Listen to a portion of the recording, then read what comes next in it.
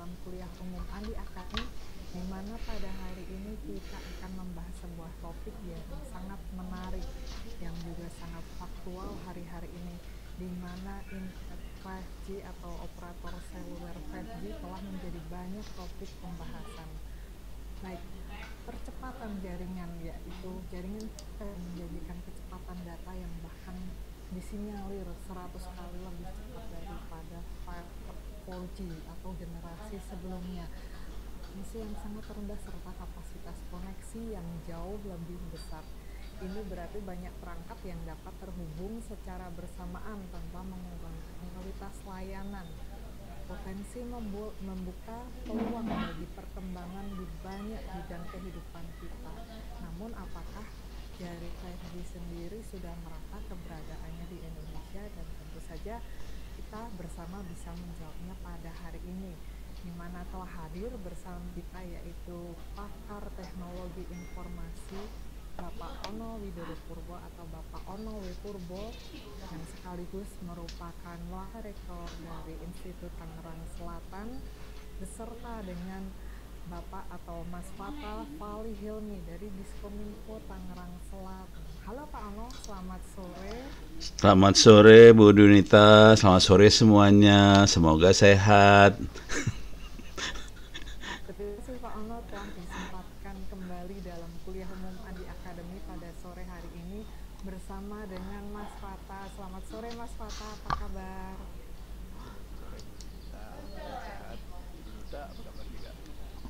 Baik, alhamdulillah ya. Terima kasih Mas Fata sudah diperkenalkan. Ya, oke. Pada hari ini kita mendapat sebuah kehormatan bisa belajar bersama langsung dengan Mas Fata Pak Ono Purbo tentang bagaimana membuat operator 5G sendiri, operator seluler. Ini susah nggak sih Prof? Ini Pak Ono, susah nggak sih operator? Nanti yang jawab biar Fatah tuh. Kayaknya setahunan belajar dia. Pemirsa TV Andi hari ini sudah penasaran ya, gimana sih memang bisa ya bikin sendiri, biayanya mahal nggak nih? Nah, pada sore ini kita bersama akan membuktikan bahwa anak bangsa telah bisa memajukan teknologi sedemikian, yaitu membuat operator seluler 5G sendiri. Dan di kesempatan pada hari ini kita akan memulai materi pertama kita yang akan disampaikan oleh Mas Hatta.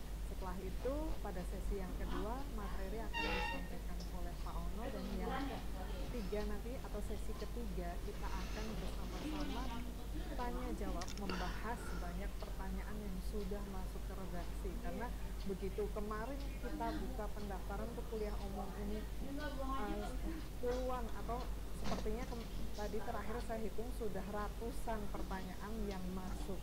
Luar biasa ini Pak Ono dan Mas Rata. Nah, kita akan bahas bersama dalam kesempatan hari ini, dan seperti yang tadi saya janjikan, untuk kesempatan pertama atau materi pertama akan disampaikan oleh Mas Fata Fali Hilmi dari Diskominfo Tangerang Selatan. Waktu dan tempat kami persilahkan. Silahkan Mas Fata. Saya ini share screen ya. Ya, silahkan.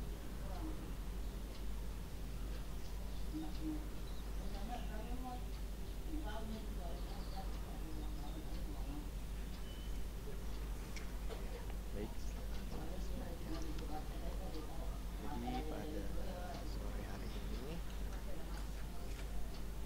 kita mau sharing pengalaman mengenai membuat private cellular network 4G sama 5G yang udah dibikin di Tangsel, yang juga dicatat terus disalurin ke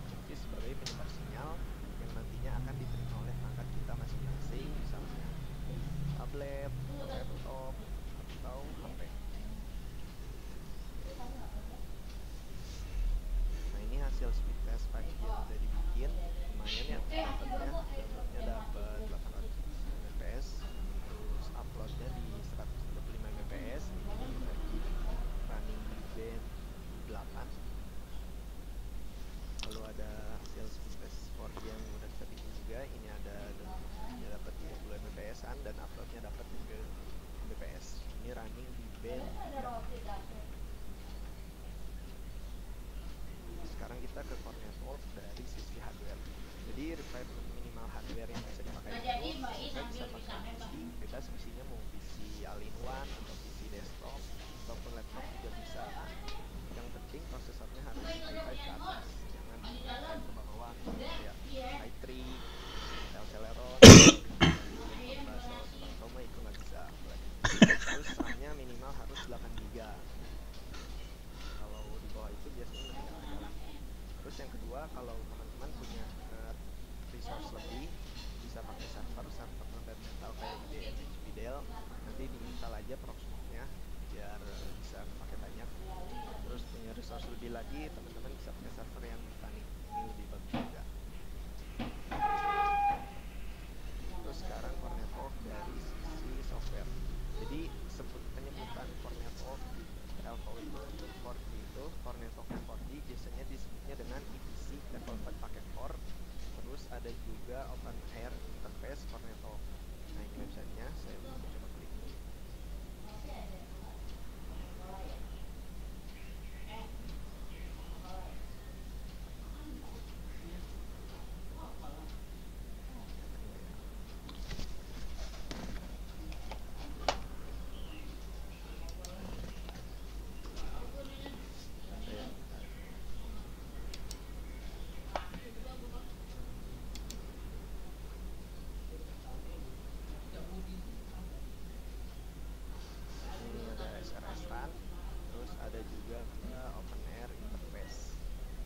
Software ini gratis, softwarenya open source, jadi semua orang bisa akses, jangan bayar sedikitpun.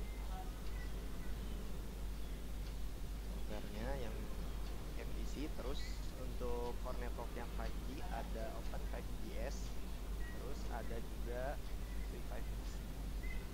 Sama kedua software ini juga open source.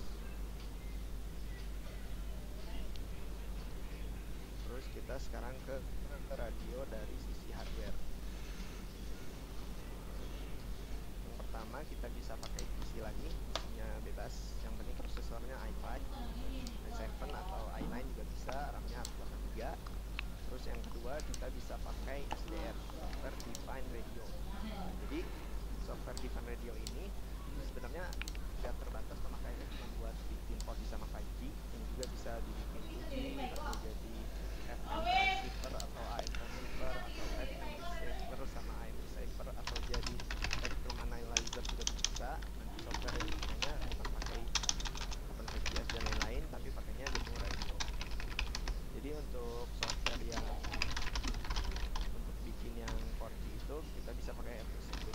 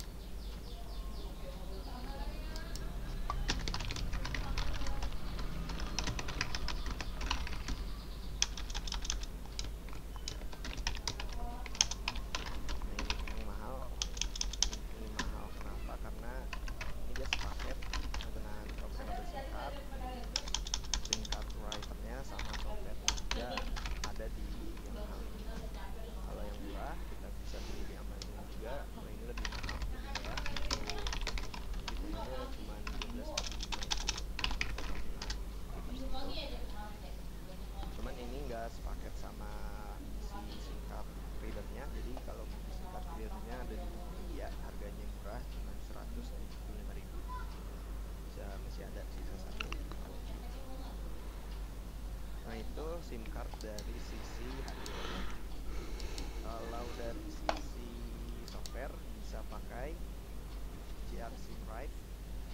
Ini tinggal download, ini softwarenya open source. Ada juga yang kalau teman-teman pakai Linux ada namanya PCSC card, itu juga bisa tapi rada ribet, jadi pakai yang GRC Drive aja. Nanti tampilannya kayak gini.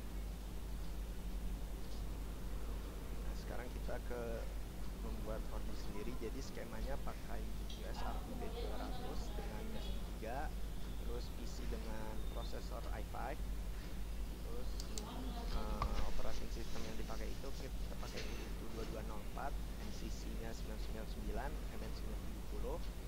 MCC ini apa? MCC ini semacam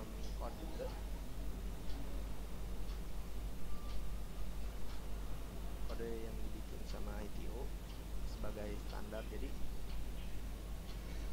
misalnya Telkomsel itu 510, terus kalau China 460. Kalau buat kita setting 99 ini buat uji coba. Nah, terus kita 4G nya running di Gen 3, OpenFive.js sebagai software core network, terus SRS Run sebagai software radio. Nah, kayak gini. Jadi ada internet, terus ada PC core network, colokin PC radio, terus ada SDR, baru dari SDR disebarin ke perangkat masing-masing.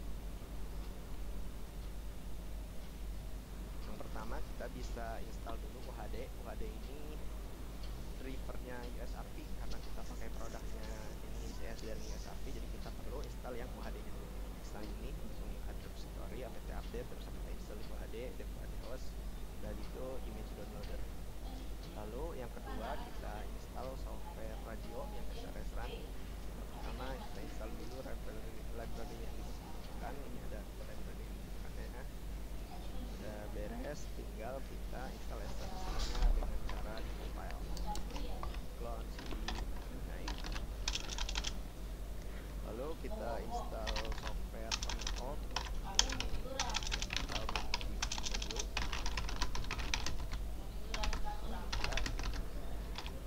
Baru install yang FiveJS nya.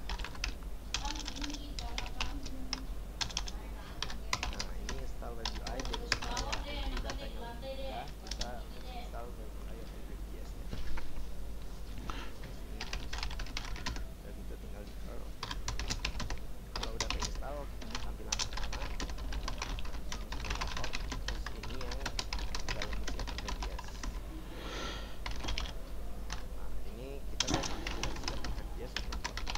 Jadi ketika kita install OpenFiveJS itu bakal banyak edible file, cuman yang penting untuk di config itu yang bagian MME, DPIML, sama yang SDL,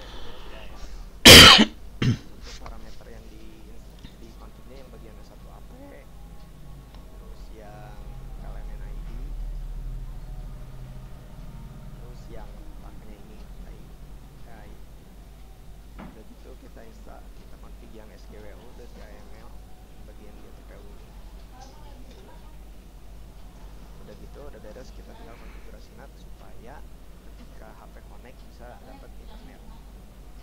Terus ini config SRS Run-nya sama, ketika kita install SRS Run-nya bakal banyak external file yang di config ini yang env.conf sama rfr.conf.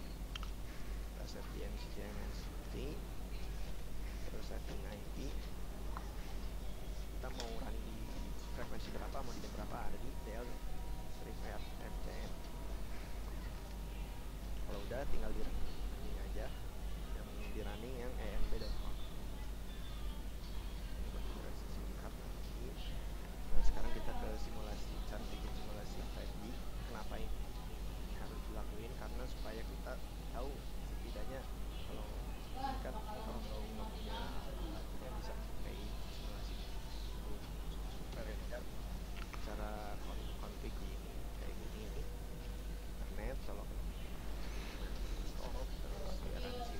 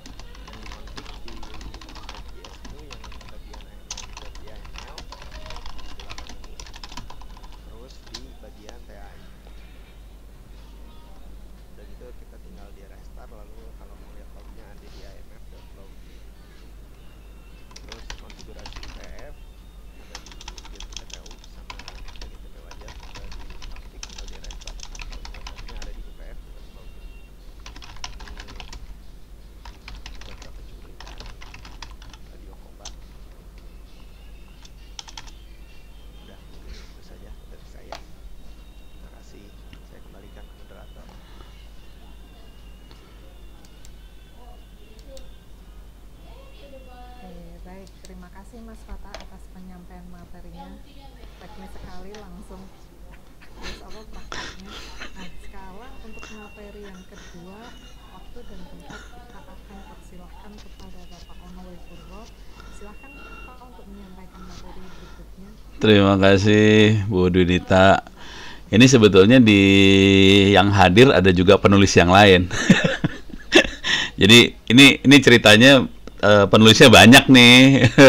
Ini Pak Yofi udah cengar-cengir. Belum Sempat baca ada Bapak Yofi Sopiana. ya itu dia, itu penulis juga tuh, curang dia, diam-diam aja dia. Nggak. Berikutnya Pak Ono. Korban selanjutnya Bapak Yofi. Oke, siap. Wah, udah berani dia sekarang. Kemarin pada takut ngomong, marah. Oke, saya coba share screen ya. Terima kasih, ini pertanyaan sudah banyak banget. Saya jawab sambil jawab beberapa pertanyaan yang udah ada di chat ya. Ini ada pertanyaan bagus banget. HP apa saja yang support untuk 5G yang kita buat? Kebetulan 5G-nya dipasang di Tangsel. Jadi HP yang dikirim, HP Android yang dibuat di luar itu pada dasarnya ada 2 chipset. Atau saya kasih lihat dulu ya. Sorry, ini saya masuk ke HP langsung ya. Ada MTK, MediaTek. Ini yang gedenya ya. MediaTek, nah, gitu. Ini ada MediaTek. Satu lagi chipsetnya adalah Qualcomm. Nah, ini ada 2 chipset sih. Rata-rata MediaTek itu dipakai sama HP-nya Cina.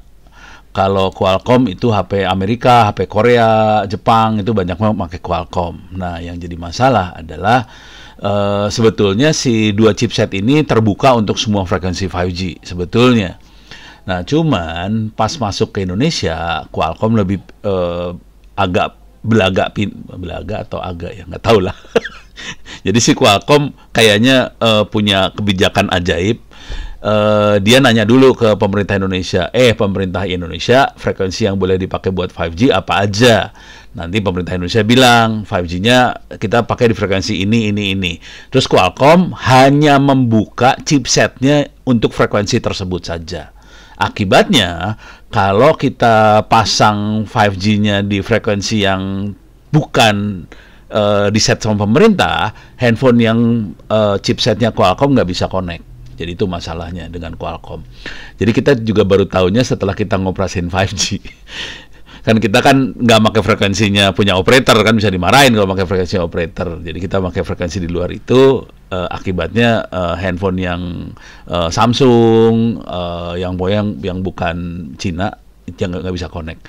Tapi kalau bangsanya, nah yang kerennya handphonenya Cina itu yang MediaTek itu dia buka semua frekuensi. Artinya kita pakai di frekuensi berapapun connect langsung, nggak masalah. Nah, bagusnya 5G, ini ada pertanyaan juga di chat. 5G itu kita pakai frekuensi berapa sih? Sebetulnya dari sisi teknologinya kita bebas merdeka. Mau pakai frekuensi apa aja suka-suka lu gitu. Gila tuh 5G tuh kacau banget nih. Jadi mau pakai frekuensi kalau nggak salah paling bawah sekitar 400-an MHz lah. Mau masuk ke frekuensinya TV juga bisa. TV itu kan sekitar 700-an ya, bisa. Mau masuk frekuensinya GSM 900 MHz bisa. Mau masuk frekuensinya 3G di 1,8 GHz atau 1, berapa itu bisa. Mau pakai frekuensi yang parah banget 60 GHz, 24 GHz bisa juga. Jadi si standarnya dia bisa pakai di mana aja. Yang jadi masalah adalah handphone kita bisa connect-nya di mana gitu. Jadi nanti akhirnya kita ngikutin frekuensi yang diizinkan, kira-kira kayak gitu. Oke, saya lihat ada pertanyaan-pertanyaan yang bagus-bagus lagi. Ada pertanyaan lagi yang lain. Ini jadi orang berpikir 4G 5G itu kayak GSM ya. Kalau GSM kebetulan memang di dalam sinyalnya, di dalam teknologinya itu orang bisa nelpon voice ya, kita bisa ngomong voice. Kalau 5G 4G itu sebetulnya si teknologinya lebih kayak WiFi. Jadi dia nyambung IP aja, sebetulnya lebih ke arah situ.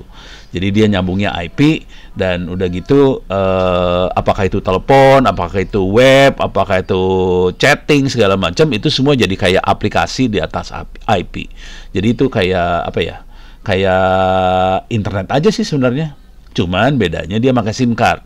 Bisa aja diganti pakai eSIM juga bisa sih sebenarnya. Tapi dia pakai SIM card. SIM card itu fungsinya cuma buat autentikasi sama enkripsi kalau kita masuk ke jaringan 5G. Nah, itu yang jadi masalah nih sebenarnya. Karena SIM card, kalau kita sudah pernah mainan 2G, GSM, SIM cardnya boleh ditaruh di mana aja sih. Bukan maksud, kita bisa pakai SIM card dari operator apa aja kalau di 2G ya. Tinggal di program di core networknya tadi yang disebutin sama Mas Fatah itu, kita bisa pakai SIM card apa aja. Nah, kalau yang 5G, key-nya, passwordnya lah kira-kira ya, key buat enkripsi segala macam, key private key-nya ada di core network. Konsekuensinya SIM card Telkomsel nggak bisa kita pakai sembarangan. SIM cardnya Excel nggak bisa kita pakai. SIM card yang buat 5G-nya ya, 4G 5G nggak bisa dipakai sembarangan. Kira-kira gitu. Oke, saya akan masuk ke materinya saya. Kira-kira gini buat kasih gambaran aja ya. Jadi teknologinya yang kita mainkan namanya Open RAN sebetulnya. Open Radio Access Network. Open nih open standar. Jadi radionya itu tidak proprietary. Jadi selama ini radio-radio di seluler itu masing-masing pabrik bikin radio masing-masing. Konsekuensinya nggak nyambung kalau kita pakai pabrik punya Siemens, nggak akan nyambung pakai pabrik punya Cina gitu. Dengan teknologi Open RAN ini, masing-masing pabrik bisa bikin, dan misalnya core network saya bikin sendiri, radionya bisa pakai punya siapa, dan itu yang dilakukan di Tangsel juga sih. Di Tangsel kita core networknya bikin sendiri, radionya yang kita coba-coba pakai beberapa alat yang lain. Jadi kita bikin sendiri radio juga, iya, itu semua didokumentasikan di buku. Cuman kita juga nyoba alat yang sudah jadi juga.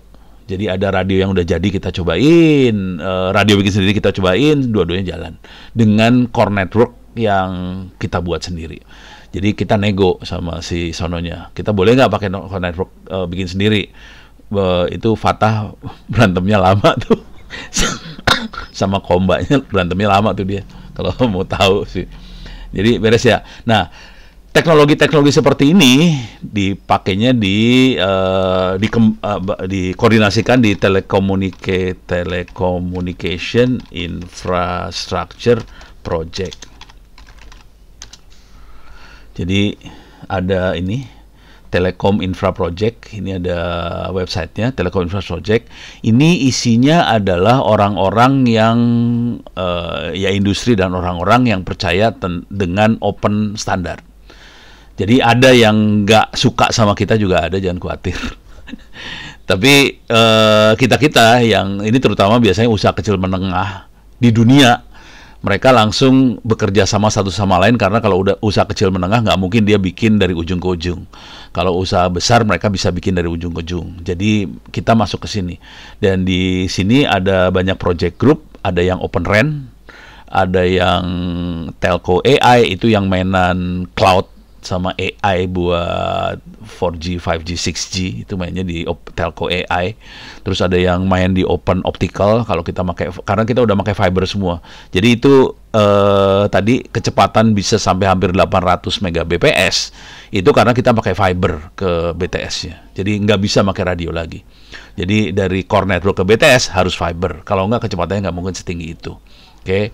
Nah, ini standarnya dikerjakan sama orang-orang ini, dan standarnya terbuka. Akibatnya semua pabrikan jadi bisa bikin macam-macam, termasuk source code-nya dibuka juga, bisa kita ambil di GitHub dan teman-temannya. Oke.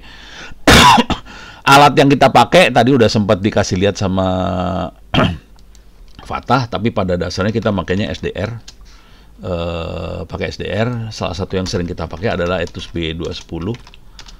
Yang ada di sana sebenarnya Etus B200 sih. Yang bagusnya B210. Tapi kalau nggak salah udah ada yang lebih baru lagi sih.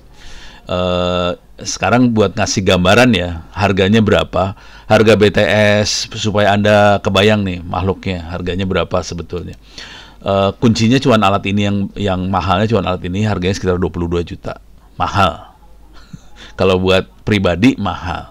Tapi kalau kita bandingkan dengan operator seluler, satu BTS-nya operator seluler itu harganya sekitar 500 sampai 1 M. Jadi kalau 22 juta itu murah sih sebenarnya kategorinya buat mereka. Nah, udah gitu kita cuma perlu kasih ampli sama antena. Antena harganya sekitar 5 juta perak. Kalau ampli itu harganya sekitar 20-an juta juga. Tergantung frekuensi yang kita pakai sih sebenarnya. Kalau kita pakai frekuensi di bawah, ya lebih murah. Nah, dengan kondisi seperti itu berarti kita bisa bikin sebuah BTS dengan harga sekitar puluhan juta. Bisa 50 juta, bisa 30 juta tergantung konfigurasinya seperti apa. Bayangkan kita bisa bikin BTS dengan harga yang puluhan juta tadi, sementara si operator harganya 500 juta sampai 1 M. Konsekuensinya BTS kita kira-kira investasinya hanya 10% daripada si operator. Sisanya komputer. Komputer harganya ya 4 jutaan sih sebenarnya. Jadi bisa dibayangkan dengan cara ini kita bisa bikin sendiri operator seluler, dan ini udah di Indonesia termasuk salah satu yang pemakai awal dan yang paling lama di dunia, Open BTS Papua. Kita bisa lihat. Salah gambar aja langsung. Nah, ini adalah BTS yang dioper, ini yang paling kiri ya. Ini orangnya namanya Curtis Hamler. Dia yang waktu itu jadi mahasiswa S3 dan mereka nginstalasi di Papua. Ini waktu BTS-nya dipasang di Papua. Dan ini sudah berjalan kalau nggak salah hampir sekitar 8 tahunan sampai hari ini. Oke, waktu awalnya ilegal, sekarang mereka legal. Maksudnya sudah ngomong sama menterinya, jadi diizinin sih sama menterinya. Jadi untuk ini semua sebetulnya nggak susah sih urusan perizinannya. Ini banyak pertanyaan soal izin soalnya pasti nanti. Saya kasih gambaran dulu ya soal izin. Tapi ini kira-kira gambarnya segini, gambaran besarnya teknologinya seperti ini. Jadi kunci teknologinya adalah SDR, Software Defined Radio. Kemudian di balik SDR itu ada ethos, ada macam-macam. Bisa dilihat di bukunya ntar. Cuman kelompok besarnya namanya Telecom Infrastructure Project. Ini kelompok besarnya. Ini penjahat besarnya. Kebetulan ya saya dekat juga sama teman-teman di sini ya. TIP ini lumayan dekat. Sebetulnya TIP mereka menginstalasi sebuah lab di Telkom University. Jadi waktu itu ceritanya adalah mereka ngomong ke saya, "No, nitip mau nginstalasi lab di Indonesia. Gimana? Mau ditaruh di mana nih? Mau di ITB atau di mana?" Saya bilang, kalau mau dekat sama operator, taruhnya di Telkom University aja, kalau dekat dengan operatornya. Sebenarnya harapannya waktu itu, ya mudah-mudahan bisa dikembangkan, dan gitu bisa membantu komunitas. Cuman kayaknya banyak tekanan juga di sebelah sana dari sisi operator maupun regulasi. Karena yang megang jadi kayak komisarisnya di Telkom University kan pemerintah akhirnya. Jadi ditekan sama mereka supaya teknologinya nggak keluar. Ya karena nggak keluar akhirnya ya udah, kita ngoprek aja, kita lepasin dalam bentuk buku gitu. Jadi kisahnya sebetulnya seperti itu. Beres ya. Nah, kemudian jadi teknologinya seperti itu, harganya sekitar 1/10 daripada punya operator. Nah, dari sisi aturan yang paling kalau mau aman dan gampang, aturannya bisa lihat bisa kita lihat di sini nggak ya? Ntar saya coba cari. Permen yang buat adalah Pak Rudiantara. Rudiantara percobaan infrastruktur. Ini saya nyari, sebenarnya ada di hard disk saya sih. Nah, ini peraturan menteri, ini tarif lagi. Apa ya, percobaan atau eksperimen?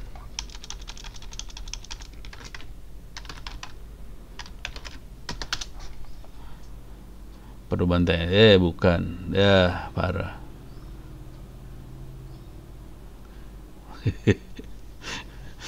Ntar, kalau nggak saya cari dah, biar lebih gampang. Saya akan masuk sini. Saya masuk ke perpustakaan saya langsung. Perpustakaan saya ada di atas, Fardata Lib. Fardata, ini dia. Library. Ups, belum saya tempel, pantesan. Oke. Wah, susah, lama. Server 9. Oke. Coba saya tempel dulu. Ini mudah-mudahan sempat keambil nih ya.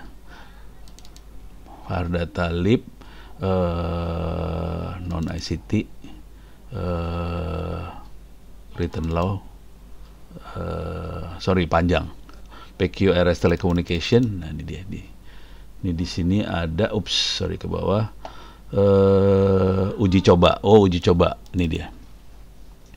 Ini adalah dasar aturan yang bisa kita pakai buat mainin kayak ginian semua. Jadi dasarnya adalah peraturan Menteri nomor 5 tahun 2016 yang tanda tangan adalah Bapak Rudiantara.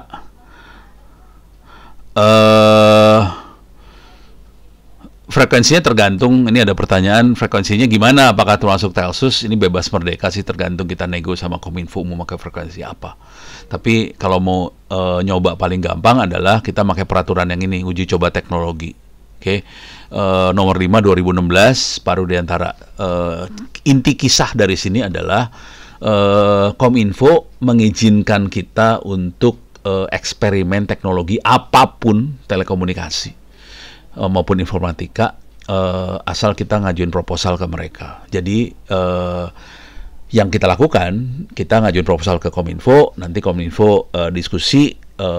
Waktu itu kita yang di Papua ya, kita ngobrol, diskusi, terus Kominfo pada dasarnya sih silakan aja kita eksperimen kalau nggak ada sinyal dan sebagainya. Terus kita waktu itu nanya frekuensi yang boleh dipakai apa. Terus Kominfo bilang bebas apa aja. Jadi kita sebenarnya bebas merdeka sih. Yang penting kita ngomong aja sama Kominfo, kita pakai frekuensi apa. Ini terutama paling enak kalau di daerah sih, yang nggak ada sinyal. Jadi ini dimungkinkan sih sebenarnya. Dan mereka minta kalau bisa kita ngasih laporan ke Kominfo tentang uji coba yang kita lakukan sih. Nah laporannya saya bentuknya jadi buku. Parah banget ya. Gitu, oke. Jadi kebayang secara legal sebetulnya pemerintah kita bisa dinego sih buat kayak gini-ginian, nggak masalah. Nah yang lebih seru lagi sebetulnya adalah ini, yang lebih seru lagi bisa masuk ke sini. Nah di sini ada 5G. 5G itu teknologinya ada dua, itu diterangkan juga di buku ntar. Jadi ada kayak internet lah. Internet itu ada internet, ada intranet. Jadi satu internet publik, satu lagi intranet. Nah, 5G juga sama, ada public, ada private 5G. Nah, di Indonesia mungkin kita nggak kenal yang namanya private 5G, tapi kalau kita nyari-nyari Kominfo, oke. Nah, ini mulai ada nih. Oke, mulai ada yang namanya private 5G. Si Kominfo sendiri sudah mulai sounding. Nah ini ada private 5G-nya mulai. Jadi mereka belum bikin aturannya, tapi sudah memikirkan untuk dimungkinkan adanya private 5G. Nah konsekuensinya private 5G, kita harus mereka harusnya ngalokasikan frekuensi untuk private network di 5G. Kalau di luar negeri kita biasanya makainya frekuensi sekitar 3,3 GHz daerah sana. Gitu. Jadi ada yang ke arah sana dan Kominfo sedang menggodok supaya nih kalau kita lihat di sini ya. Salah. Di sini nih. Ini dia. Ini kalau kita bisa lihat di nperf.com kondisi sinyal kita parah banget. Ini kalau kita lihat di nperf.com, ini kondisi sinyal si Telkomsel ya, Indonesia Telkomsel, kita bisa lihat kondisinya sinyal parah, terutama di Indonesia Timur parah banget. Nah ini kenapa parah kayak gitu? Karena kalau buat operator tidak menguntungkan. Konsekuensi operator tidak menguntungkan, akibatnya kita yang sebagai rakyat ya tolong diizinin lah buat bikin sendiri kira-kira, karena kita punya duit lah kalau buat kayak ginian, karena harganya kan 1/10 dari harga operator. Nah dengan seperti ini teknologi yang ada di buku itu jadi menarik banget. Cuman secara regulasi harus ngajuin proposal aja ke Kominfo buat kayak ginian. Nah, kalau yang seru adalah kalau kita mau main bandingkan dengan ini hanya sampai 4G ya. Kalau kita lihat 5G, ya kunaon ieu teh not working. Ya.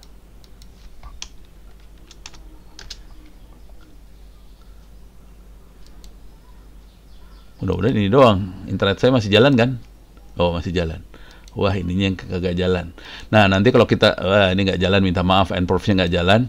Kalau jalan, kita bisa lihat banget Thailand, seluruh negara tercover 5G. Singapura mau udah jelas. Malaysia lumayan di daerah-daerah yang padat penduduk, 5G-nya bagus banget. Indonesia hanya segelintir aja yang di cover 5G. Jadi ini tantangan buat menteri yang akan datang, bagaimana caranya tidak terlalu PHP ke rakyat Indonesia supaya kita tidak kalah dengan Thailand dan teman-temannya. Oke, jadi mudah-mudahan buku ini bisa bermanfaat, bisa teman-teman inden pre-order di Andi Offset. Kayaknya ada ya link buat pre-ordernya, mudah-mudahan ada tuh. Oh, itu ada tuh linknya, bisa di pre-order. Mudah-mudahan nanti bisa bermanfaat. Saya kembalikan pada Mbak Dwinita. Silakan Mbak Dwinita. Baik Pak Ono, terima kasih atas sharing materi penyampaiannya hari ini. Kita sampai di sesi tanya jawab sekarang. Pemirsa ini sudah banyak yang tanya dan saya lihat di chat room ini tadi saya cek Pak Ono sudah banyak menjawab ya Pak Ono. Dan mungkin biar adil karena sebagian sudah dijawab Pak Ono di chat room, saya juga akan bacakan dari pemirsa yang sudah memasukkan pertanyaan ke redaksi pada saat pendaftaran acara.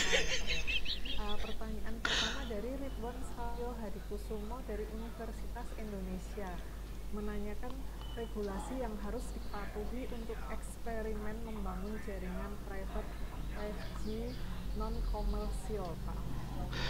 Tadi sepertinya sudah dibahas, Pak Ono. Iya, diulang cepat aja ya. Iya, diulang cepat aja. Jadi regulasinya adalah keputusan Menteri tahun 2000. Lupa saya tadi tahun berapa. Nomor 5 tahun 2016. Saya share screen lagi lah biar enak. Oke, ini dia. Jadi peraturan Menteri Kominfo nomor 5 2016 yang tanda tangan kebetulan Pak Rudiantara tentang uji coba teknologi telekomunikasi, informatika, dan penyiaran. Dasarnya ini. Logika berpikirnya cuma sederhana aja, kita harus masukin proposal ke Kominfo, isi proposalnya tujuannya kita eksperimen, apa segala macam harus dimasukin semuanya, dan biasanya Kominfo akan ngasih izin 1 tahun untuk melakukan eksperimen ini, dan mereka berharap kita bisa ngasih laporan ke Kominfo. Dan ini tidak boleh komersial, dan yang kita pasang di Tangsel juga nggak komersial, nggak dicariin duit. Oh iya, tadi Pak Mas Fatah kan ngasih tahu IMSI-nya ya, MCC-nya Mobile Country Code 999 itu adalah untuk private network. Jadi memang kita sengaja pakai IMSI 999 karena itu private network. Tapi kita bisa ngeset IMSI seenak jidat sih sebenarnya. Gitu ya. Jadi kira-kira cuman itu aja yang harus dilakukan. Nah, dari sisi frekuensi, nah ini frekuensinya harus dikoordinasikan dengan Kominfo mau pakai frekuensi apa. Cuman kalau di desa, di hutan, di dalam hutan itu Kominfonya lebih rileks. Mereka nggak terlalu maksa harus frekuensi mana sih sebenarnya. Kalau di hutan, di desa gitu nggak terlalu sih. Kita bisa agak bebas, kita pakai frekuensi apa aja, kira-kira gitu. Jadi aturannya ini. Nah, tapi kalau kita mau serius jadi operator, nah itu kita harus ngikutin aturan-aturan yang lebih ketat buat operator. Kira-kira gitu sih. Ya, terima kasih Pak Ono. Kemudian pertanyaan yang kedua dari Edwin Helvikar, Ericsson Singapura. Keuntungan membuat operator 5G sendiri dibandingkan dengan menggunakan layanan operator seluler yang sudah ada. Apakah diperlukan izin untuk membuat operator 5G sendiri? Masih terkait yang tadi. Silakan. Jadi kalau ini Ono semua korbannya ya. Berikutnya Mas Tata ya yang jawab. Coba Tah, Pata. Kalau perizinan mah Ya udah, bagian izin Ono dah. Kalau teknik Fata bisa jawab ya. Jadi kalau dari kondisi hari ini sekarang ini tidak ada operator private network, belum ada. Jadi kita yang ada cuman yang mungkin hanya eksperimen aja hari ini. Cuman teman-teman Kominfo sedang menggodok, Kominfo kementerian ya, bukan dinas Kominfo nih. Kementerian, teman-teman Kominfo di kementerian mereka sedang menggodok untuk adanya private 5G. Cuma tetap harus ngomong sih nantinya, izinnya harus minta. Nah, untungnya apa punya private 5G ini akan terasa banget di misalnya perusahaan tambang. Mereka ini beneran kejadian ini. Misalnya tambang di Kalimantan. Atau tambang di Papua, Timika dan sebagainya.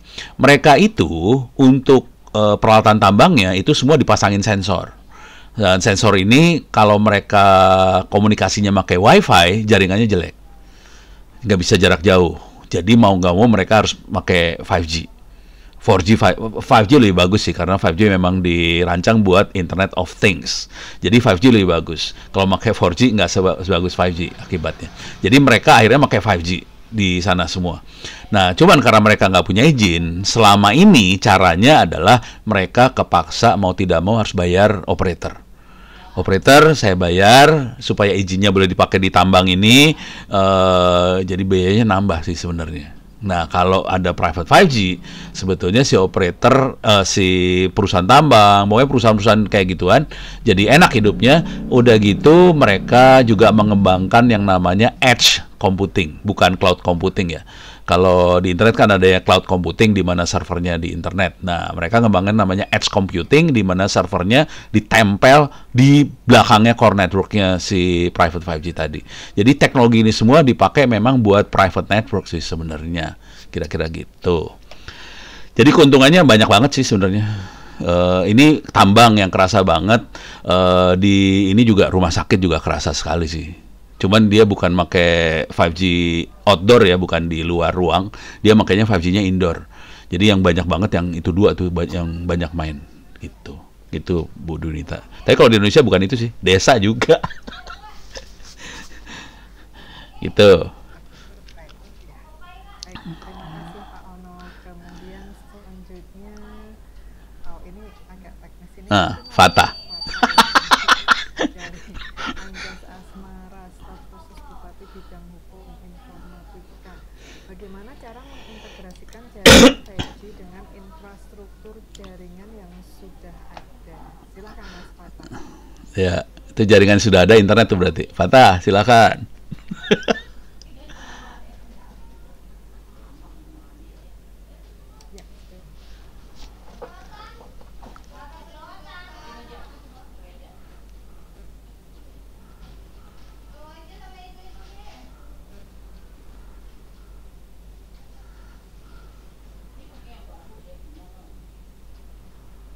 Kalau di sini sama, di sini juga sebelumnya sudah ada fiber optik, jadi tinggal ini di sini misalnya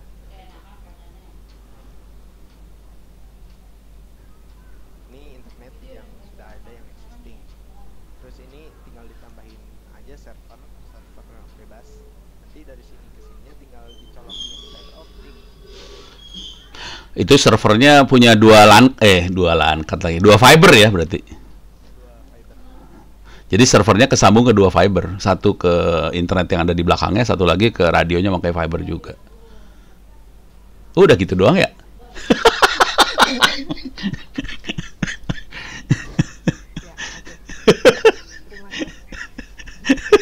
Terima kasih Mas Fata dan Pak Ono.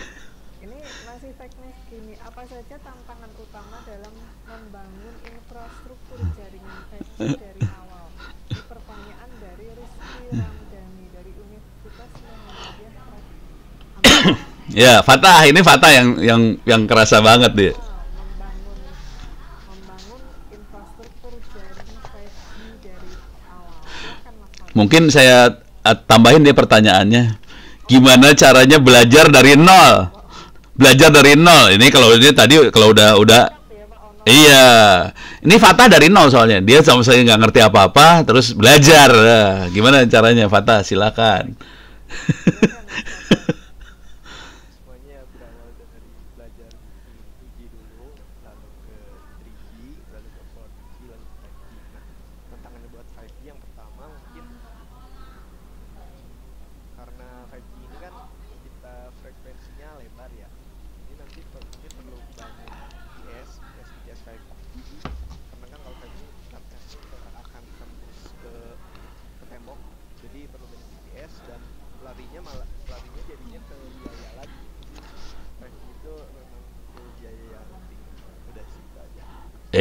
Masih banyak Fatah. Enggak, itu kalau kalau kalau yang urusan banyak itu, kalau frekuensinya kita pakai frekuensi yang sekarang. Kalau kita taruh di frekuensi bawah, kayak, tapi nggak boleh. Kalau misalnya boleh, karena kita nggak boleh kan main di frekuensinya GSM, kita nggak boleh. Kalau misalnya kita boleh main di GSM atau di bawahnya GSM, sebetulnya BTS-nya bisa sedikit. Cuman karena kita nggak boleh, kita main di atas kepaksa, jadi BTS-nya jadi banyak. Jadi jawabannya Fatah kayak gitu sih sebenarnya. Nah, satu lagi Fatah, waktu nyambungin ke itu tuh, si Komba, pengalamannya gimana? Pengalaman berantem. Nah, ini antara Fatah dengan apa, pabrikan Cina ya? Lama yang berbulan-bulan karena nyambungin antar interface kita dengan interface Komba itu kayak nggak langsung ya, dan butuh waktu. Ini ini Fatah waktunya waktu berantem sih. Jadi karena kan itu, kalau kita lihat tadi kan banyak parameternya, banyak banget tuh ya. Nah, antara parameter kita sama parameter Komba harus sama sebetulnya. Nah, ini berantem di situ. Berantemnya lumayan nih. Yang berantem Fatah sih sebenarnya. Ono sih ketawa-ketawa doang ngeliatin dari jauh. Itu berapa? 6 bulan ya? 6 bulan waktu itu berantem ya. Gitu. Jadi ada cerita-cerita itu juga sih. Gitu Bu Dunita. Oke, baik. Menarik untuk disimak sebetulnya. Sebenarnya Mas Tata ini irit cerita. Iya. Banyak yang pengen denger loh. Mas Tata ini detail. Oke, nah ini sepertinya pertanyaan berikutnya ini spesifik langsung ke Pak Ono ini, dari Hafiz Novel Aditya dari Universitas Siliwangi. Menurut Pak Ono, tantangan yang paling sulit dari mewujudkan pemerataan jaringan internet khususnya soal kecepatan itu apa saja? Di Indonesia apa saja? Jadi tantangan yang paling sulit dari mewujudkan pemerataan jaringan internet khususnya soal Kecepatan ya. apa saja Pak Ono? Serta solusinya. Nah, yang ditunggu solusinya ini Pak Ono. Tantangannya dan solusi yang baik menurut Pak Ono. Silahkan Pak. Waduh, ini ngomong jujur dulu ya. Kalau saya disuruh kalau saya suruh kecepatan sama pemerataan di Indonesia, saya nggak akan pakai 5G sih sebenarnya. Iku parah. Soalnya 5G kan jadi mahal banget solusinya. Oh ya, nggak mahal banget sih, walaupun kita bisa bikin 5G dengan harga 10% dari si operator. Tapi kayak 50 juta tuh masih mahal. Nah, sekarang saya kasih lihat ini ya, kondisi kita. Ya, oke. Saya share screen aja. Saya akan masuk fiber optik di Indonesia. Bisa dilihat di sini, Submarine Cable Map. Ini dia. Jadi ini ada website Submarine Cable Map. Kita bisa ngelihat sebenarnya kondisi fiber optik di seluruh dunia, termasuk di Indonesia seperti apa. Ini dia, kita zoom in. Jadi kabel fiber ada di mana-mana sih, termasuk di pantai-pantai di Papua juga ada kabel fiber. Di sini banyak kabel fiber. Oke. Nah, dengan kondisi kita banyak kabel fiber, sebenarnya kabel fiber ini kecepatannya tinggi loh. Bisa sampai ratusan gigabps kecepatan, dan ini kadang-kadang di dalam satu gelondongan fiber kan ada bisa seratusan kabel fiber. Satu kabelnya bisa puluhan gigabps. Kalau udah ratusan jadi kan totalnya jadi gede banget tuh. Kabel satu gelondongan itu gede banget. Nah, dan mereka turun di pantai-pantai seperti ini. Nah, tinggal bagaimana narik dari pantai ke dalam. Ke dalamnya itu kalau di Jawa pakai fiber juga ke dalamnya. Harga fiber itu kalau satu core itu sekitar Rp800 per meter. Jadi kalau 1 kilometer sejutaan lah kira-kira kabelnya. Jadi kita bisa hitung sebetulnya. Nah, kalau fiber ini terasa masih mahal, oke, kita ini nariknya ya. Ini jadi kita pada dasarnya kita butuh jaringan jarak jauh sama jaringan jarak dekatnya. Nah, kalau masih mahal, kita bisa pakai radio-radio jarak jauh sih. Bisa pakai misalnya, ini kepaksa nyebut nih, Ubiquiti, misalnya eh, fiber nih, oke. Air fiber, ini air fiber harganya sekitar 20-an juta. Ini bisa jarak sekitar, ini nembak kecepatannya bisa 1 Gbps kalau jarak dekat, tapi kalau jarak jauh dia bisa sekitar 300-an Mbps. Ini jarak jauhnya sekitar 150-an kilometeran, yang kita pakai di Indonesia itu sekitar segituan. Ini ada di buku yang akan datang. Bukunya namanya Internet Offline. Ini dijelaskan di buku Internet Offline sebetulnya. Nah, itu webinar yang selanjutnya ini sama Andi Offset ya, tanggal 23 Agustus itu tentang Internet Offline. Ini dijelaskan bagaimana kita nyambungin jarak jauhnya pakai fiber. Kalau air fiber seperti ini, kalau kabel tidak mungkin. Kalau mungkin kabel, mendingan kabel. Kalau enggak, kita kepaksa pakai kayak ginian. Nah, turun ke bawah, mulai turun kita. Oh, ini ada pertanyaan bagus juga nih, biar ini ya ntar. Nah, ini udah urusan ini udah. Nah, nanti sampai di bawah. Nah, ini yang urusannya. Kita bisa pakai FTTH sih sebenarnya, FTTH. Dan ini mulai banyak dipakai sama RT RW net di Indonesia. Mereka pakai FTTH karena ini kalau kita lihat nih jaringannya, nih bisa. Ini ada postingan dari SMK Negeri 5 Batam. Ini ada OLT, ada ODF, segala macam sampai sini. Ini kabel fiber semua. Yang seru adalah OLT ini harganya yang parah banget sekarang. OLT ini harganya, ini yang gede ini buat Telkom dan teman-temannya ya. Coba kita shopping OLT. Wah. Nih, harganya udah mulai harganya 4 juta, 3,5 juta, 4 juta. Jadi OLT harganya udah gila banget, harganya udah 4 jutaan. Tapi emang cuma ada satu fiber sih. Kalau kayak gini cuma ada satu fibernya. Ini dua nih, ada dua. Jadi dengan harga 4 jutaan di OLT-nya, sisanya cuma ratusan ribu aja. Dengan cara itu kita bisa fiber di desa lebih menguntungkan sih sebenarnya. Jadi fiber desa ordernya bisa 10 juta, kecepatan bisa 1 Gbps, 1 sampai 3 Gbps lah. Jadi kita cenderungnya ke arah sini. Cuman orang desa itu rata-rata lebih suka beli kuota voucher wifi 5.000 rupiah per hari. Jadi akhirnya di ujungnya bukan dikasih modem FTTH, ujungnya biasanya dikasih wifi aja, di-ecer pakai voucher 5.000 perak per hari. Kecepatannya berapa? Pertanyaannya kecepatannya berapa? Kecepatannya ya sekitar 100-an Mbps sih sebenarnya kalau udah main kayak ginian. Jadi kalau kita lihat ujung paling jauhnya kita fiber laut, submarine cable, kemudian dari submarine cable ke lokasinya kita bisa pakai fiber kalau ada. Kalau nggak ada, kita kepaksa pakai air fiber seperti Ubiquiti itu, kecepatannya bisa sampai, kalau jarak dekat dia sekitar 1 Gbps, tapi kalau jarak jauh kecepatannya bisa sekitar 300-an Mbps. Kemudian disebarin lagi pakai makhluk ini, pakai FTTH ini ya, OLT. Harganya 4 jutaan. Jadi kecepatannya kayak gitu, teknologinya seperti ini, dan semuanya murah. Bangsa ini bisa pakai ini semua. Akibatnya hari ini di Indonesia ada sekitar 60-an ribu RT RW net, dan sebagian besar sekarang sudah mau pakai fiber optik di Indonesia. Dan kita jadi contoh dunia nih.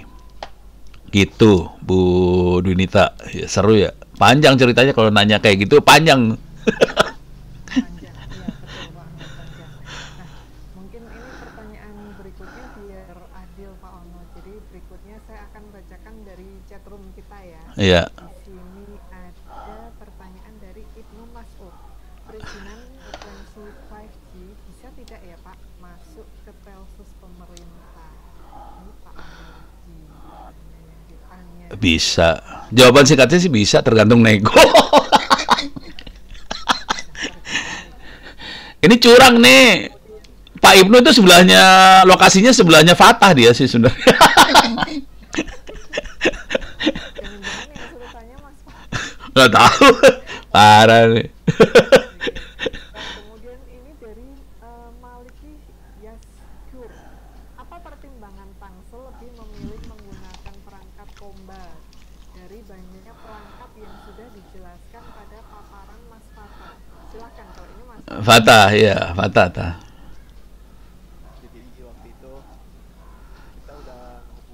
beberapa vendor ya Prof ya yang bisa itu ada Komba, ada Onet, Iya, ada Tel, ada banyak lah. banyak lah yang di TAI itu.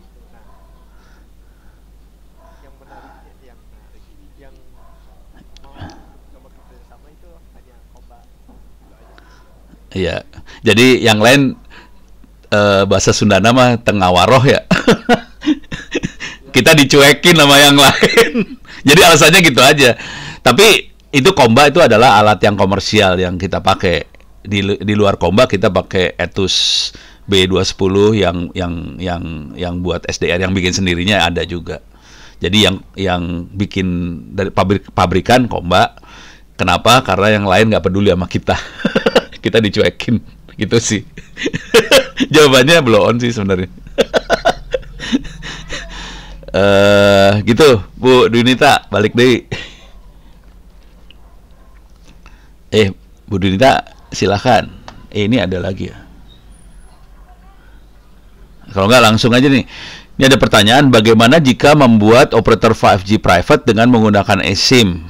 Apa saja hardware software yang diperlukan? Fatah udah pernah explore eSIM belum? Belum ya. Yang kita pakai SIM fisik ya, belum yang eSIM. Wah, ini SIM cardnya kita nih. Nah, diam dulu bentar, jangan gerak-gerak. Nah, eta SIM cardnya. Cuman yang satu jadi burung itu.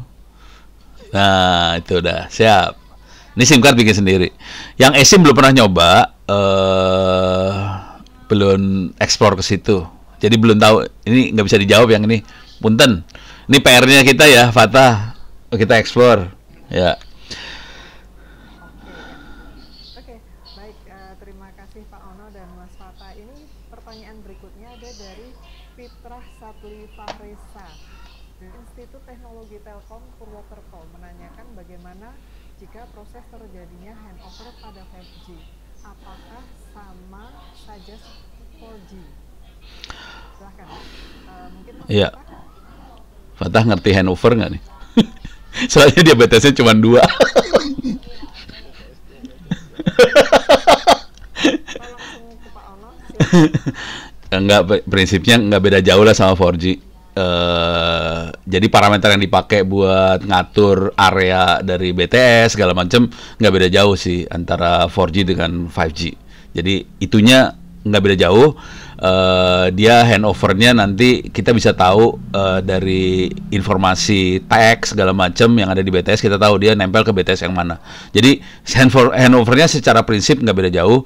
Cuman jujur kita belum eksperimen serius di handover gitu karena kita arahnya bukan ke yang alat yang mobile banget. Handover akan kerasa kalau kita memang mengoperasikan si 5G untuk usernya mobile ya. Kalau kita usernya nggak mobile sih, kita taruhnya di kantor. Jadi usernya pada diem di situ, kagak pindah-pindah. Jadi secara prinsip nggak beda jauh, cuman di jaringan kita usernya nggak pindah-pindah. Mobilenya pakai jalan kaki doang, jadi nggak kerasa sih, gitu. Ini ada faktor security keamanan seperti apa gambarannya untuk teknologi. Ini penting banget ya, Bu Dunita, ini jawab aja ya. Ada pertanyaan dari Pak Darmanto. Untuk faktor security keamanan seperti apa gambarannya untuk teknologi ini.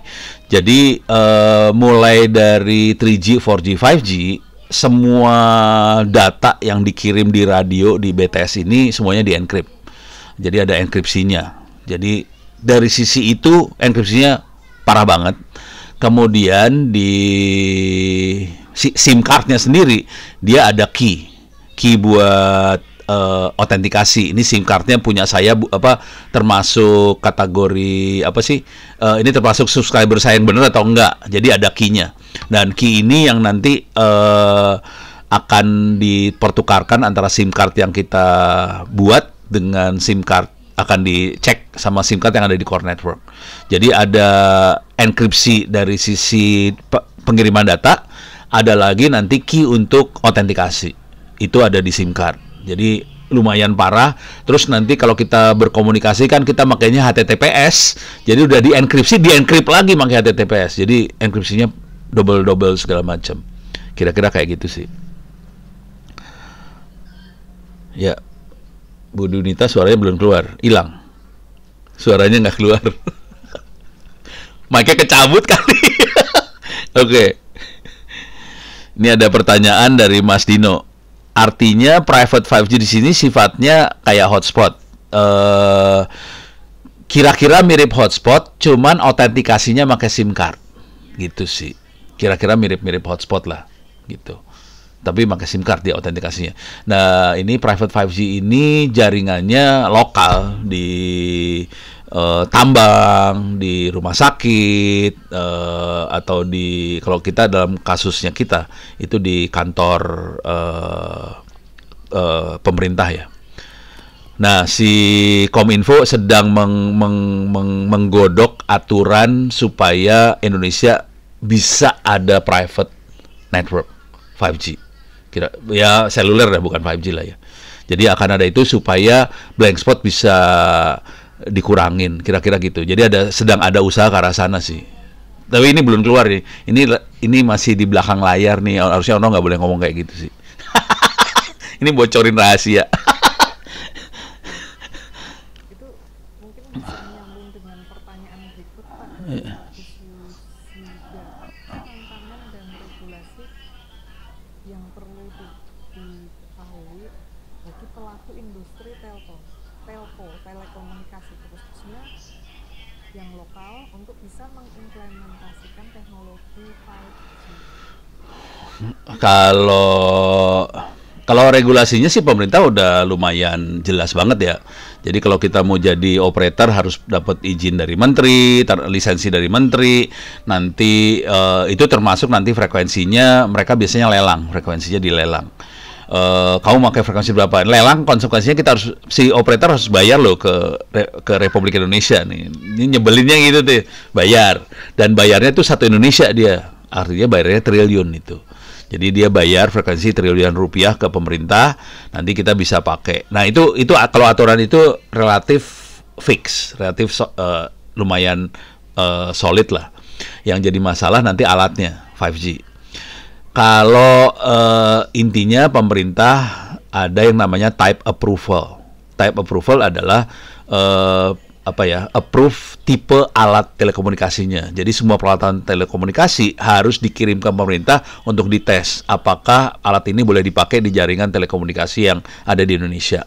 Nah, kalau pabrik-pabrik sih nggak masalah nih type approve. Yang masalah yang dibikin sama Mas Fatah dan teman-temannya itu kan bikin sendiri. Seru tuh. Boleh nggak alat bikinan sendiri dipakai? Nah, itu seru tuh. Kalau pabrik ya udah, mereka mau nggak mau setoran buat sertifikasi alat. Dan itu diwajibkan sebenarnya secara undang-undang, semua alat harus di sertifikasi. Ini jadi beban juga. Nah, ini pemerintah dengan peraturan Pak Rudiantara yang memungkinkan uji coba, sebetulnya itu ada peluang supaya kita mahasiswa kampus segala macam untuk nyoba alat tanpa di-approve dulu sama si Kominfo gitu. Ini menjawab pertanyaan dari Mas Aziz Herfian di chat ya. Saya bacain ya. Izin bertanya, bagaimana jika untuk mahasiswa ingin mencoba membuat private 5G? Apakah bisa? Bagaimana cara simpelnya? Secara simpelnya gini sih, yang namanya pemerintah tuh monitoring kalau sinyalnya gede aja. Jadi kalau mau nyoba jangan pakai power gede, jadi powernya kecil aja. Jadi cuma di lab aja, di ruangan aja. Itu nggak kemonitor sama dinas monitoringnya Kominfo. Jadi kita bisa cuek urusan aturan. Oke. Nah, kalau kita mau powernya dinaikin, powernya digedein supaya bisa di cover satu kampus, kepaksa kita ngajuin proposal ke Kominfo, minta izin untuk eksperimen. Tapi kalau cuma lab aja sih langsung jalan aja, nggak usah tutup mata aja, cuek-cuek aja sih. Dan kan kita juga nggak nyalain 24 jam kan. Jadi waktu kita mau nyoba kita nyalain. Kalau udah selesai kita matiin. Nah, kalau yang kayak gitu kita bisa tutup mata, bisa cuek. Tapi kalau kita mau nyalain 24 jam, power agak gede, mau nggak mau kepaksa kita harus ngajuin proposal untuk eksperimen ke Kominfo. Kira-kira kayak gitu sih. Oh ya, oke, baik Pak Ahmad. Jadi tadi menjawab tentang ini, memang banyak yang bertanya kurang lebih hampir sama tentang perizinan memulai private 5G. Tadi sudah dijelaskan untuk skalanya. Iya. Kemudian di sini Jadi sarannya emang eksperimen dulu sih. Jangan pakai power gede, eksperimen powernya dikecilin. Jadi power kalau yang tadi yang SDR tadi yang pakai Atus B210 itu powernya cuma 100 miliwatt. Itu jangkauannya sekitar 20 meteran kira-kira. Jadi kalau yang itu mah tutup mata. Nggak usah ngomong. Nah, Pak Ono, ini ada pertanyaan dari Politeknik Negeri Kalis dari Fatulasi Abdul Haq. Oke. Ini lebih ke aplikasi implementasinya juga. Assalamualaikum warahmatullahi wabarakatuh. Izin bertanya,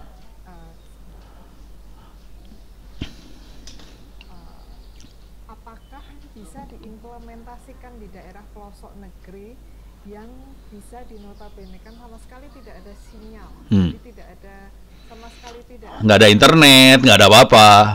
iya betul, bahkan untuk jaringan 4G pun belum Nggak ada. Ya. pedalaman provinsi Riau.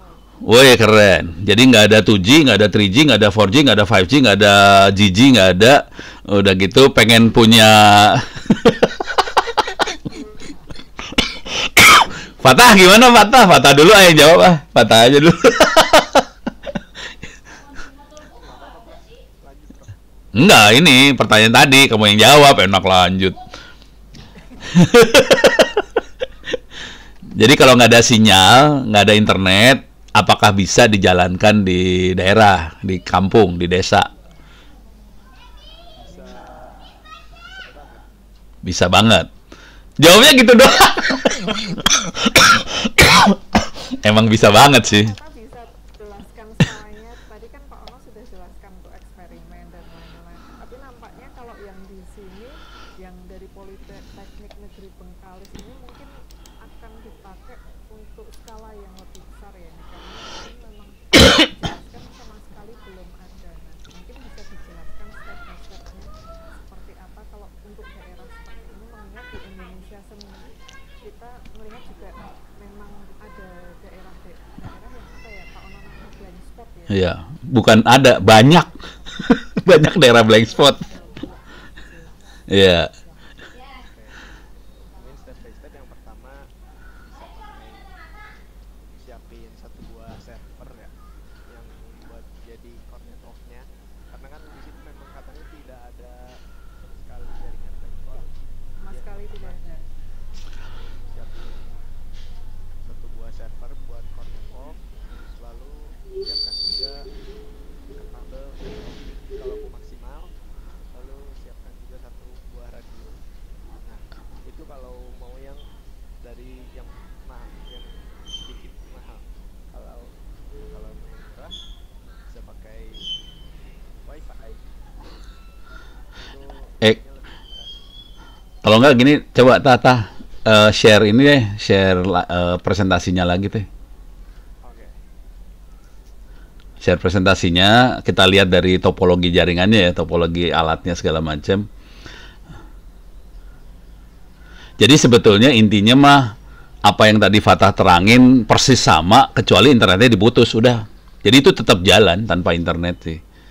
Yang gambar yang bawahnya jangan yang ini deh, yang bawahnya, yang bawah yang satu lagi. Yang bawah. Lagi terus. Nah, tadi. Belik. Nah, yang ini. Ini gambarnya Fatah kan di ujung Yang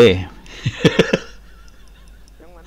yang tadi ya stop, jangan gerak. Nah, stop, yang ini udah stop, jangan digerakin.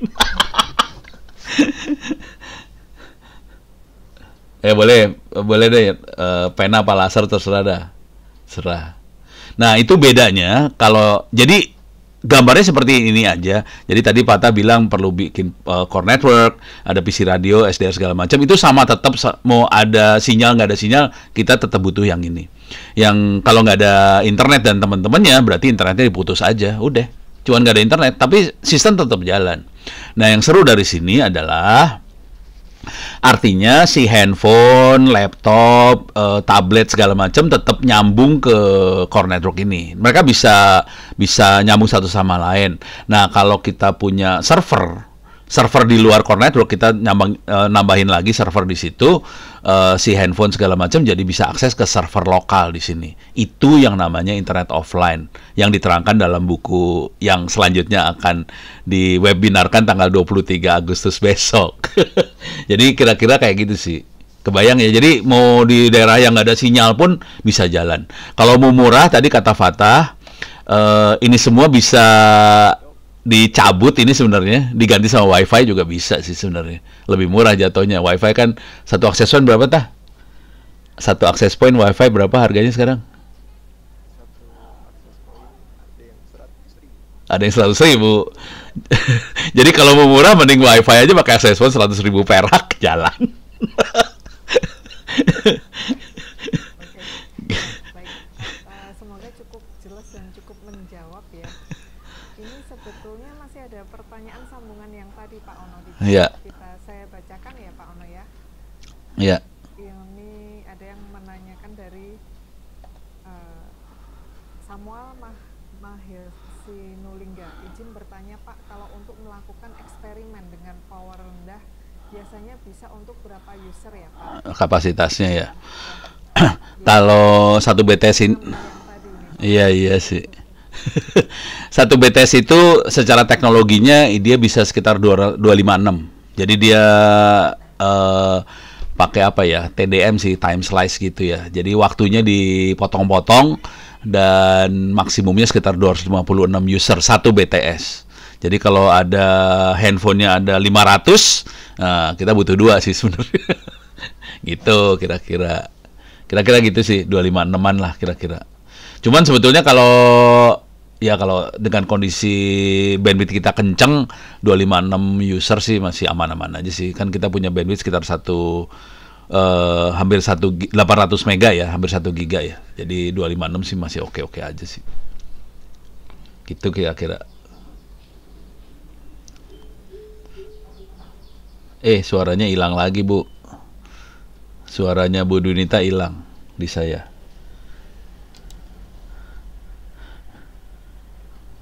Nggak keluar. Sekarang keluar. Oh iya, oke. Pertanyaan berikutnya dari Syaika Faisa Arifin. Wah, ini. Mengenai call dan SMS atau RCS, apakah via solusi ini sehingga bisa call ke HP? Karena jika hanya untuk data, mirip WiFi saja. Silakan. Wah, ini seru nih. Ya kita kalau call kita akhirnya kepaksa pakai yang namanya SIP, Session Initiation Protocol. Itu di HP yang baru-baru ada SIP-nya semua.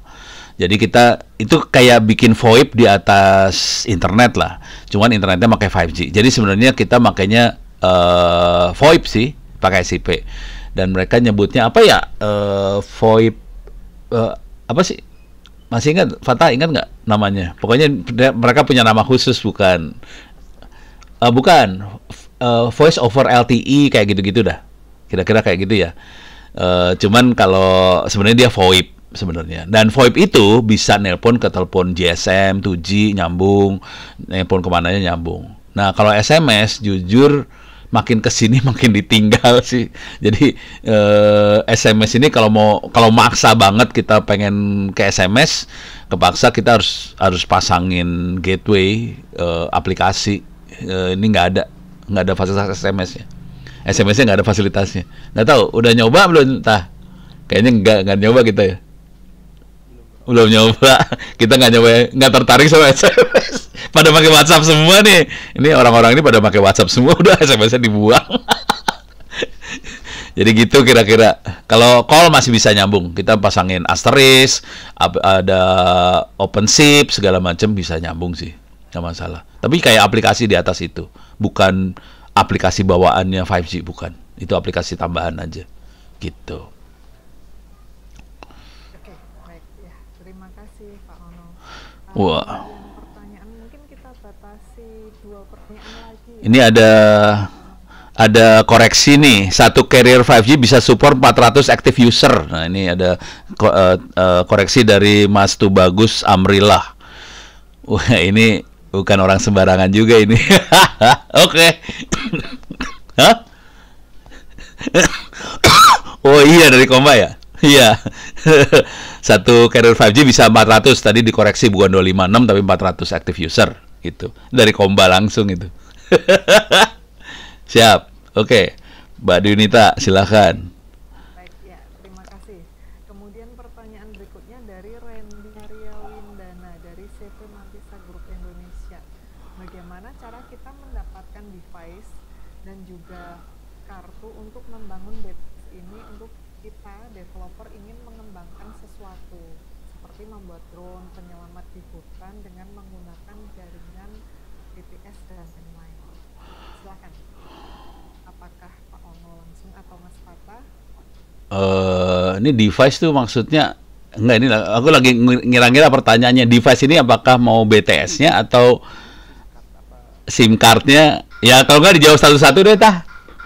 Ya, Kalau cara mendapatkan device dan juga kartu untuk membangun BTS. Oh ya ya, jawab semua satu-satu. Tadi sebenarnya itu apa yang dipresentasin semua sih. Iya, untuk developer dia ingin mengembangkan seperti membuat drone penyelamatan di Iya, menggunakan jaringan BTS. iya. Dia pengen bikin drone 5G pakai. Ya, sok silakan. Silakan. SIM card yang murah ada di Amazon.com.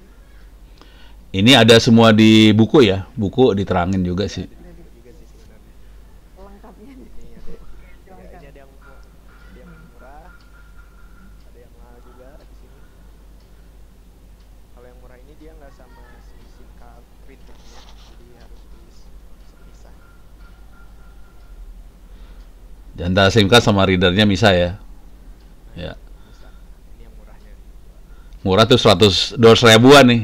Hah? Ada di buku ya. Ada di buku 200.000 ya paling murah. Itu. Cuman ini kalau kita pakai jaringan punya operator ini jadi percuma sih sebetulnya. Ini kan dilakukan sama operator langsung sih sebenarnya. Nah, tinggal radionya. Kalau nggak bisa bikin, kepaksa beli yang punya Komba. Gitu ya. Iya, bro. Ya pilihannya dua sih. Mau bikin sendiri itu bisa pakai Etus B210 itu BTS-nya, atau bikin yang punya Komba. Sorry, beli yang punya Komba. Nah, yang jadi masalah adalah nanti dari BTS ke core network itu harus fiber itu. Nggak bisa pakai radio. Kalau tadi pengen bikin drone bisa diterbangkan di hutan segala macam, bayangkan kita harus pasang banyak BTS dan itu semua harus nyambung pakai fiber. Jadi nggak segampang yang kita pikir sih sebenarnya, karena semua BTS-nya harus nyambung pakai fiber. Jadi kita harus mau nggak mau gelar fiber itu di sana, gitu. Kira-kira kayak gitu sih. Rada seru. Paling yang kalau mau solusi yang lebih gampang sih pakai Starlink kali. Pakai Starlink, pakai satelit. Saya tadi sempat baca pertanyaan yang ya kurang lebih membahas ada Starlink-nya, Pak. Boleh sebutin merek ya? Ya nggak apa-apa sih. Hanya kan kenapa semenjak ada Starlink dari provider lain terus terkesan lebih lambat dan lain-lain. Tapi saya lupa ini saking banyaknya ini tadi pertanyaan lain. Bisa langsung dijawab Pak Ano. Tapi tadi saya sempat merekam waktu baca ringkasan. Ya. Mungkin Pak Ano bisa jawab. Jadi kemarin saya ngobrol sama Bu siapa ya, Eva Nur, dia dari Sinexis. Jadi dia juga ada. Saya nggak belum. Ini jujur dulu, saya belum pernah pakai Starlink. Tapi saya bisa ngira-ngira karakternya Starlink, soalnya dia pakai Ku-band. Ku-band itu frekuensinya sekitar 10-an gigahertz, jadi tinggi banget. Konsekuensi di frekuensi tinggi itu sinyal akan diredam oleh awan, oleh uap air. Jadi kalau ada air di atmosfer berupa awan, hujan dan sebagainya, sinyal akan ngedrop. Nah, dengan kondisi seperti itu, Starlink bagus kalau nggak ada awan di udara. Jadi nggak ada hujan, nggak ada awan, nggak ada kabut, Starlinknya oke. Dengan kondisi Starlink oke, kecepatannya sekitar 200-an Mbps. Nah, 200 Mbps itu memang lebih cepat daripada 4G yang kita pakai sekarang. Gitu. Jadi kondisinya dia 200 mega lebih cepat dari 4G. Cuman kalau kita pakai 5G, dia kalah sama 5G sih sebenarnya. Nah, kalau kita naik ke gunung, ke hutan, yang apalagi di gunung kan banyak banget awan di gunung biasanya, kabut banyak di gunung. Nah, Starlink tewas sih sebenarnya kondisinya di gunung. Jadi Starlink bagus di daerah yang nggak ada, kayak di Arab Saudi mungkin yang awannya sedikit, Starlink oke banget. Tapi kalau di Indonesia awannya lumayan banyak, bikin pusing tuh awan tuh sama Starlink. Makanya orang-orang yang make pada komplainnya gitu, ini kenapa kok katanya bisa 500 mega, kok cuma dapetnya 200, kadang-kadang cuma 60 mega. Nggak beda jauh sama 5G, 4G, jadi kira-kira kayak gitu sih. Gitu Bu, kira-kira Bu. Cuman modemnya harganya mahal ya. Berapa? 8 juta ya? Ini malah ada yang menanyakan lagi-lagi tentang Starlink. Oh gitu. Nggak apa-apa juga, saya sih aman-aman aja. Iya. Bagaimana skema network pada perangkat Starlink? Apakah perangkat yang dijual belikan memiliki lisensi hanya merek dagang sebetulnya?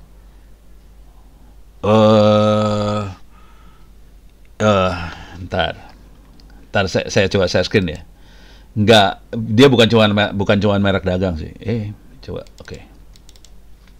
Jadi Starlink itu yang buat user ya. Starlink ada dua, ada yang buat operator, ada yang buat user soalnya. Starlink user terminal. Dia ada beberapa tipe sih sebenarnya. Nah, bentuknya kayak gini. Ini bukan hanya merek dagang. Ini dalamnya ini nggak sembarangan gitu. Dia bisa gerak-gerak nih. Antenanya bisa gerak-gerak buat nyari satelitnya soalnya. Dan ini nggak gampang bikinnya. Jadi mereka mau nggak mau harus bikin sendiri juga. Jadi dia bukan suatu yang open standard kayak WiFi itu open standard. Dia nggak. Konsekuensinya ini ada pabrik yang bikinnya sih khusus. Kayaknya lisensi langsung dari Starlink-nya. Kira-kira kayak gitu. Begitu kira-kira. Kalau yang buat operator ini nih makhluknya nih. Yang buat operator ini bukan buat kita ya, buat user. Nah, nanti kalau mau nyambungin ke jaringan dari antena ini ada kabelan keluar bisa masukin ke WiFi lokal di sebelah sini sih. Jadi ada WiFi-nya kita bisa sambungin. Kita bisa sambungin satu kampung kalau mau sih sebenarnya kayak gini. Jadi bentuknya kayak gini kira-kira. Gitu Bu Dunita. Ya, oke. Tapi itu teori ya, Ono teori doang itu teh. Ono nggak punya Starlink. Mungkin nanti kalau Pak Ono sudah menguji coba Starlink, kita buat satu acara lagi Pak. Khusus membahas. Mendingan kita bikin satelit sendiri, lebih keren lagi nih. Oke. Oh, ini di chatroom tadi mau membacakan yang masuk ke redaksi, tapi ternyata di chatroom sudah ada beberapa yang menambah lagi pertanyaannya. Pertanyaan terakhir ya Pak, kayaknya nambah terus.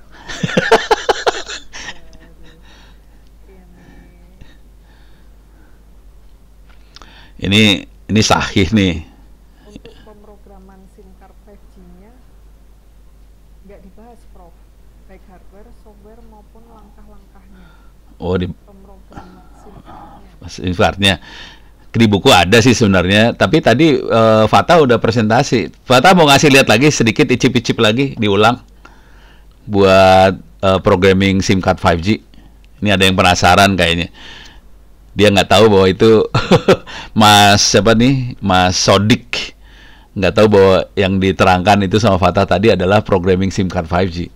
So, Share screen sebentar ya. ya. Silahkan.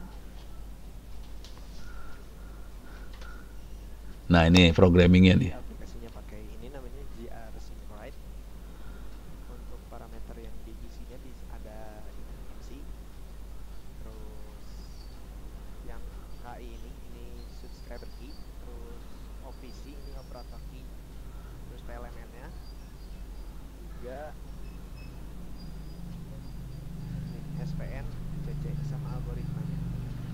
Jadi begitu,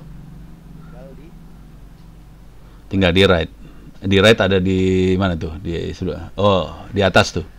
Atas kanan tuh ada right. Coba mouse-nya enggak di itu tadi di programming itu ada right card tuh. Nah, iyalah. Nah, itu tuh. Itu ada right card. Dia nge-write ke cardnya di situ. Nah, yang jadi masalah adalah ini kalau ini Fatah lagi curang ya. Fatah lagi curang. Ini subscriber sih sama operator key satu semua harusnya nggak boleh sih. Jadi ini harus angka random sih sebenarnya dan itu orang nggak boleh tahu karena ini yang jadi key buat autentikasi antara user sama si operator. Alatnya sendiri hardware-nya tuh tadi yang itu ya, yang di Amazon segala macam tuh, yang bentuknya itu yang udah dijelasin. Ini ada satu pertanyaan lagi maaf ini ada dari Nurul Hasanah dari Binjai ya. Apakah ketika hujan jaringan akan lambat? Jadi sebenarnya bukan masalah lambat sih. Jadi waktu hujan kalau kita pakai frekuensi tinggi di gigahertz itu hujan itu akan meredam sinyal. Jadi sinyalnya akan diredam. Maksudnya sinyalnya jadi berkurang karena akan energi sinyal tadi diambil sama air. Jadi sinyalnya pas tembus air, sinyalnya akan jadi lebih kecil. Konsekuensinya jaringan jadi jelek ditaruh keterima sama si handphonenya. Konsekuensi jaringan jadi jelek, handphone akan mengubah teknik ngirim datanya supaya lebih reliable dia turunkan kecepatannya.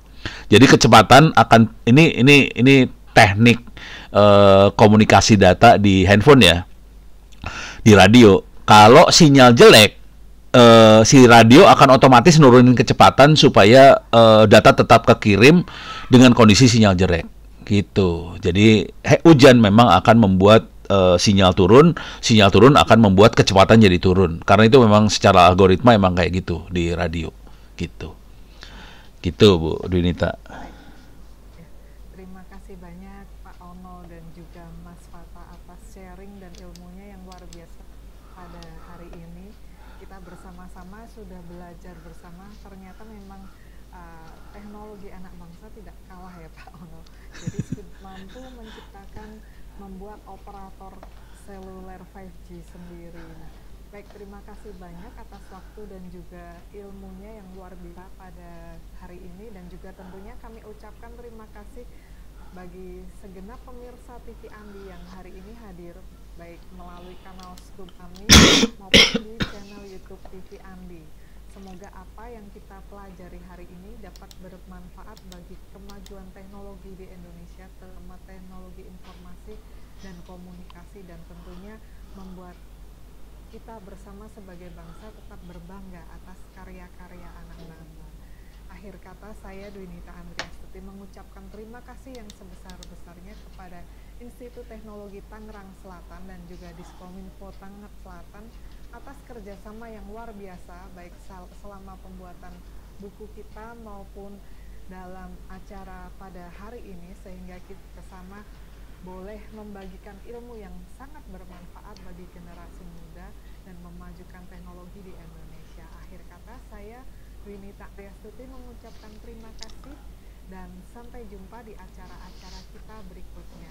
Wassalamualaikum warahmatullahi wabarakatuh. Waalaikumsalam. Terima kasih Bu Dwi, semuanya terima kasih. Terima kasih Fatah. Terima kasih Noras. Loh, kok disebut salah? Oke. Nih saya off ya Bu. Thank you, terima kasih. Terima kasih ya Bu. Ya, terima kasih Mas Fatah, Pak Ono.